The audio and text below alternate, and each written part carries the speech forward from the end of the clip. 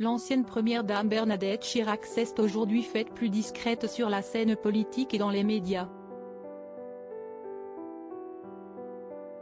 L'épouse du président de la République Jacques Chirac, aujourd'hui âgée de 90 ans, sera cependant bientôt sur le devant de la scène.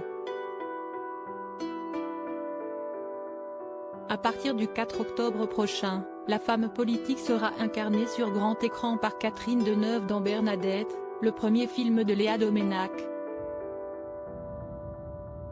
Un film dont le titre devait, dans un premier temps, être La Tortue. Un titre peu étonnant, La Tortue est le surnom que lui avait donné son époux Jacques Chirac, jamais avare d'un bon mot, même aux dépens de sa femme. Le surnom peu flatteur a d'ailleurs été repris par les médias, cette fois-ci en référence à son parcours d'épouse effacée à femme politique écoutée et redoutée.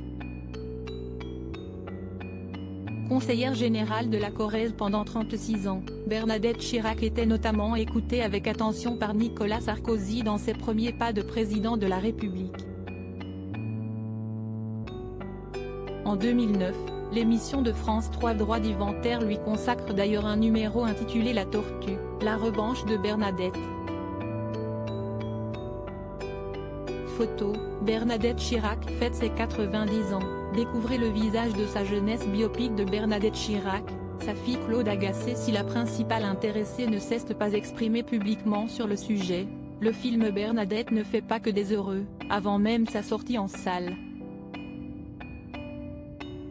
La production du film n'avait jamais pris contact avec Bernadette Chirac pour lui demander l'autorisation de faire ce film sur sa vie, ni même de l'avertir qu'il comptait réaliser ce projet. Ils ne savent peut-être pas qu'elle est toujours en vie, s'est ainsi agacée sa fille Claude Chirac en juin 2022 dans les colonnes de Paris Match, alors que le film était en tournage. La fille de Jacques et Bernadette Chirac dévoilait alors que sa mère n'avait pas été prévenue par la production de la création de ce film, qui s'amusera de la réputation de l'ancienne première dame de femme particulièrement désagréable et sévère avec le personnel de l'Élysée.